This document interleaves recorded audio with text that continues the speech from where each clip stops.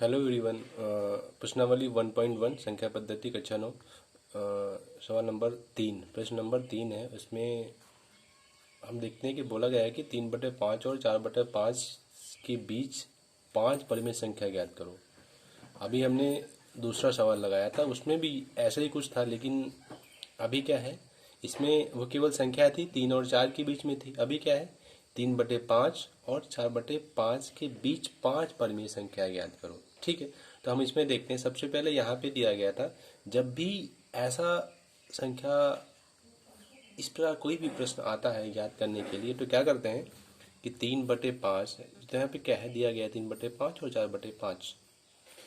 तो हम क्या करेंगे, सबसे पहले 5, यहाँ पे कोई भी जो है नंबर दिया होता है, ये नंबर यहाँ पे 6, उसमें 6 था, इसमें 5 है।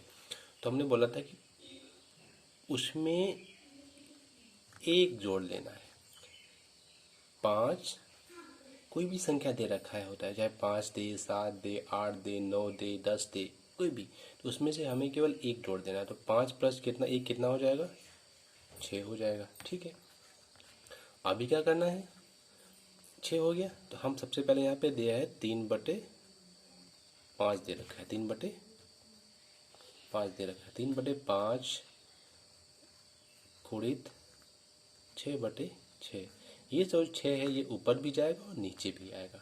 ठीक है, तो यहाँ पे कितना हो जाएगा, ये इसका इससे गुणा कर लो, 18/30 हो गया। कितना हो गया, 18/30।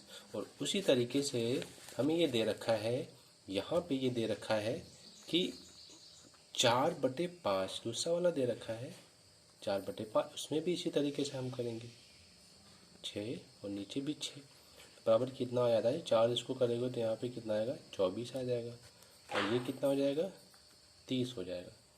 कितना हो जाएगा, 30। तो हमारा ये 18/30 और 24/30 संख्या निकल आई है।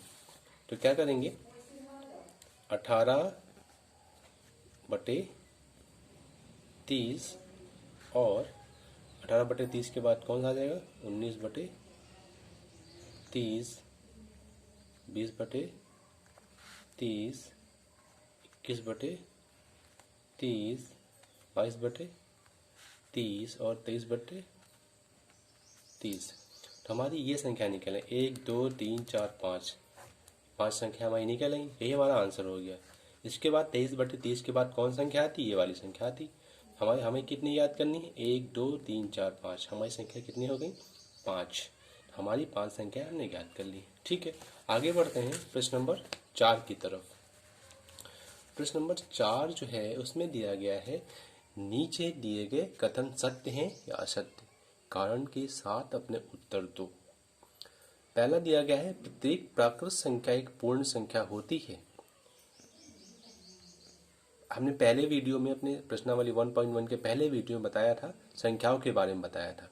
तो अगर जिसने देखा है, उस वीडियो को जिसने देखा है, वो इन तीनों सवालों के उत्तर बड़ी आसानी से दे पाएगा।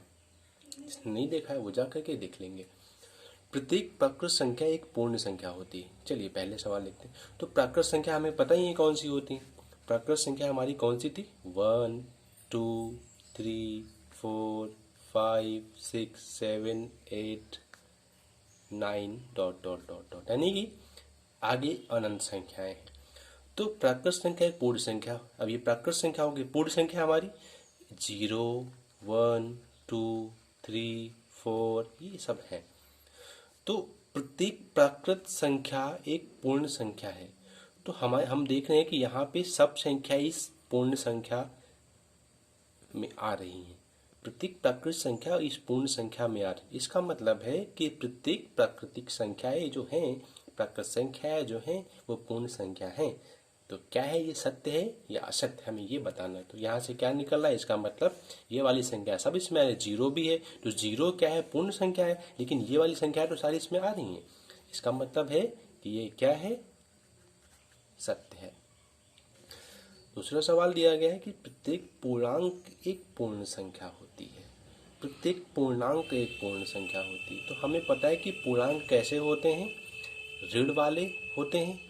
ऋण 4 हो गया, ऋण 3 हो गया, यानी कि धनात्मक, और ये ऋणात्मक। अब धनात्मक जो है, धनात्मक कौन होता है, इसमें से बोला गया 4 3, जिसमें से प्लस के जो होते हैं। तो क्या हमें पूर्ण संख्या जो पूर्ण होता है वो आप पूरी तरीके से पूर्ण होता है, यानी कि उसमें ऋणात्मक नहीं होता है, ऋणात्मक नहीं होगा तो ऋण संख्या जो होती है वो पूर्ण संख्या कभी नहीं हो सकती।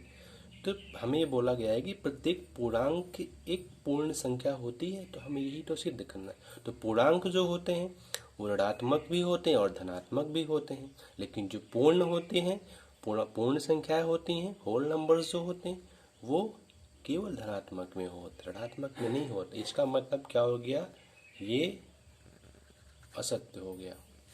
ठीक है, आगे हम लोग देखते हैं तीसरा नंबर, प्रत्येक परिमेय संख्या एक पूर्ण संख्या होती है। प्रत्येक परिमेय संख्या एक पूर्ण संख्या होती है। तो हमें पता है कि प्रत्येक परिमेय संख्या जो है हम कैसे लिखते हैं, P/Q के रूप में लिखते हैं। जैसे कि 3/5 लिख दिया, 7/9 लिख दिया, ठीक है, तो ऐसे लिख दिया। तो ये जो है 7/9 और 3/5 ये परिमेय संख्या है। तो क्या ये पूर्ण संख्या है? इसका मतलब है कि नहीं।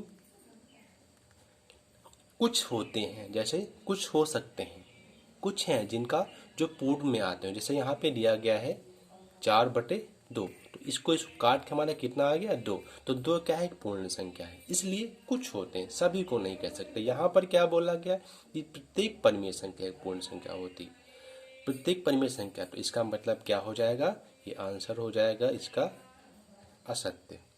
ठीक है, चलिए अभी हम लोग जो है आगे की वीडियो में ये देखेंगे, नेक्स्ट सवाल सॉल्व करेंगे। धन्यवाद।